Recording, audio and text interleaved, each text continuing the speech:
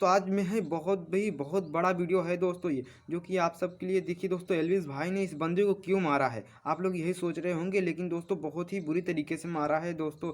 ये बंदा जो है ज़्यादा कुछ गलती भी नहीं किया है, लेकिन इस तरीके से नहीं मारना चाहिए दोस्तों, लेकिन बहुत ही गलत किया है। और क्यों मारा है दोस्तों ये बंदा सब इसमें बताएगा इस वीडियो में। आप लोग इस वीडियो को लास्ट तक जरूर देखिएगा और उसके बाद अपना राय जो है कमेंट में जरूर बताइएगा कि एल्विस भाई सही किया या गलत किया। दोस्तों इस भाई को जो हो बहुत ही बुरी तरीके से मारा है, आप लोग इस वीडियो में देखेंगे और वो बताएगा भाई जो है किस तरीके से मारा, क्यों मारे हैं मुझे। तो दोस्तों इस वीडियो को चलिए आपको स्टार्ट करते हैं और दिखाते हैं कि क्यों मारा है। दोस्तों चलिए स्टार्ट करते हैं। तो मैंने आज ये तो देख लिया, अगर आपके पास पैसा हो तो आप एफआईआर भी बदल सकते हो और इस चीज को प्रूव करूंगा। पर उससे पहले लड़ाई किस बारे में हुई, क्यों हुई, हम इस बारे में बात नहीं करेंगे। मैं सीधा पॉइंट पे बढ़ता हूँ। एल्विश ने जो लोकेशन दी थी वो उसके घर की लोकेशन थी या फिर किसी के तो घर की लोकेशन थी। और मेरा इंस्टिंक्ट बोला कि मुझे उसे अपने लोकेशन में बुलाना चाहिए जो एक पब्लिक लोकेशन हो। अब मेरे को यही था भाई कि जो भी गलत फहमी है डिबेट से सॉल्व करो। अगर आपको लगता है आप सही हो तो आप डिबेट करो, मेरे को लगता है मैं सही हूँ मैं डिबेट करूंगा। तो कुल मिला के शब्दों से ही जीतना था इस चीज को। और मैंने पूरी तैयारी की थी। मैंने वहां पे सोफा वोफा सब लगाया था कि जब एलविश भाई आएंगे तो वहां बगल में बैठेंगे, ये वो फलान ठिकाना। लेकिन जैसे ही वो आए, एक तो अटैक करना शुरू कर दिया, ऊपर से बहुत सारे बंदों के साथ आए। ऊपर से ये भी नहीं था कि वन ऑन वन फाइट हो, उसके साथ उसके कुछ बंदे थे वो भी मदद कर रहे थे उसकी। इस तरीके से मदद कर रहे थे कि मैं कुछ कर ही नहीं पा रहा था क्योंकि मेरे को दो तीन लोगों ने पकड़ लिया था अगल बगल से।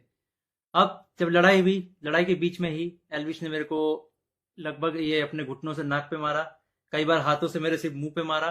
और जब मारा उसके बाद उसने बगल से एक फोन भी उठाया जो दूसरे एंगल पे रिकॉर्डेड है और फोन से मेरे स्पाइन पे मारा। और आप सभी को पता है अगर स्पाइन पे गलती से भी स्पाइन टूटता है तो आप जिंदगी भर के लिए लावारिस हो सकते हो, अपाहिज हो सकते हो।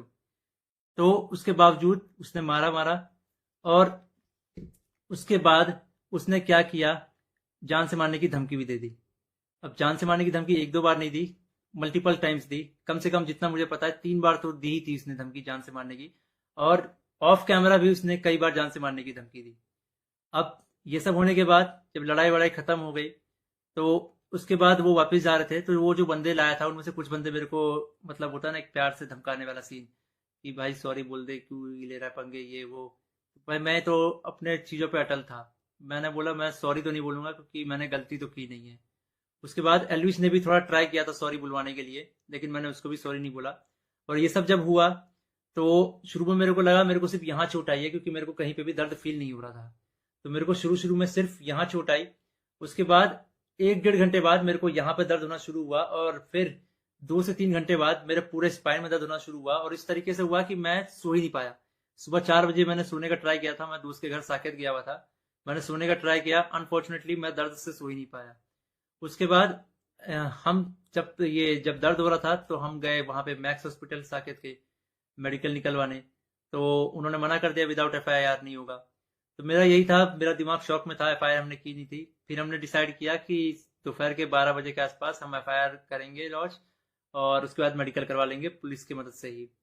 तो हम गए एफआईआर करने। अब जब एफआईआर करने गए तो हमने पूरा बता दिया कि भाई ये सेक्शन लगाना है, अटेम्प्ट टू मर्डर है, साफ साफ दिख रहा है। तो जो एसएचओ थे उन्होंने बहुत अच्छे से बात की।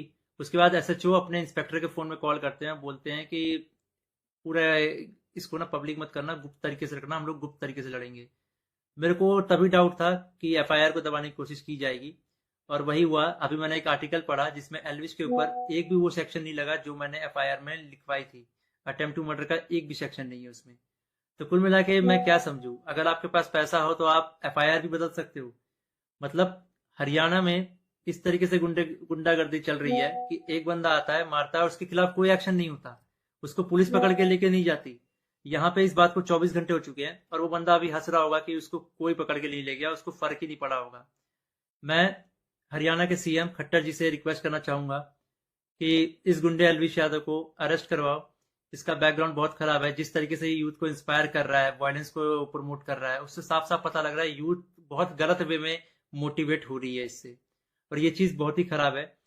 तो खट्टर जी, मैं इंडिया के कानून पे बहुत भरोसा करता हूँ, लेकिन अगर यहाँ पे नाइंसाफी हुई तो एक तरीके से बहुत सारे लोगों को ये तो समझ में आ जाएगा कि इंडिया का कानून सिर्फ गरीबों के लिए बना है, अमीरों के लिए नहीं बना है।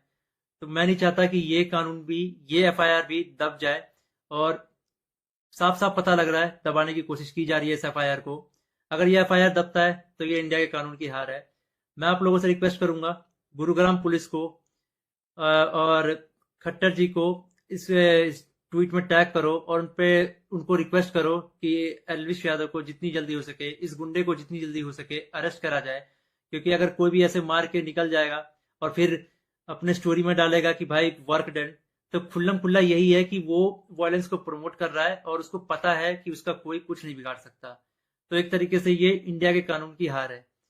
तो अभी जो मैं एफआईआर लिखवा के आया था, मुझे उसकी कॉपी भी नहीं मिली और मुझे लगता है मिलेगी भी नहीं। बोला तो वैसे सुबह मिल जाएगी, लेकिन आई डोंट थिंक सो, क्योंकि आर्टिकल में साफ साफ दिख रहा है कि एफआईआर के जो सेक्शन है वो बहुत अलग किए गए हैं। तो इंडिया के कानून का मजाक ना बने, तो आप लोगों से एक आखिरी बार रिक्वेस्ट है, सीएम खट्टर जी को गुरुग्राम पुलिस के ऊपर टैग से टैग किया जाए ताकि ये मामले को वो लोग सीरियसली ले। इन द एंड अगर इस बीच में मुझे कुछ भी होता है, मेरे पे कोई भी जानलेवा हमला होता है, इसका जिम्मेदार एलविश यादव होगा या फिर उसके दोस्त होंगे या फिर गुरुग्राम पुलिस होगी जिसने मेरे एफआईआर को पूरा का पूरा बदल दिया और पता नहीं क्या एफआईआर लिख दिया। और ये ये इंडियन कानून की बेइज्जती है, ये तो मैंने देख लिया। कुछ नहीं भाई, अगर तुम्हारे पास पैसा हो तो कुछ भी कर सकते हो, ये तो मैंने देख लिया भाई।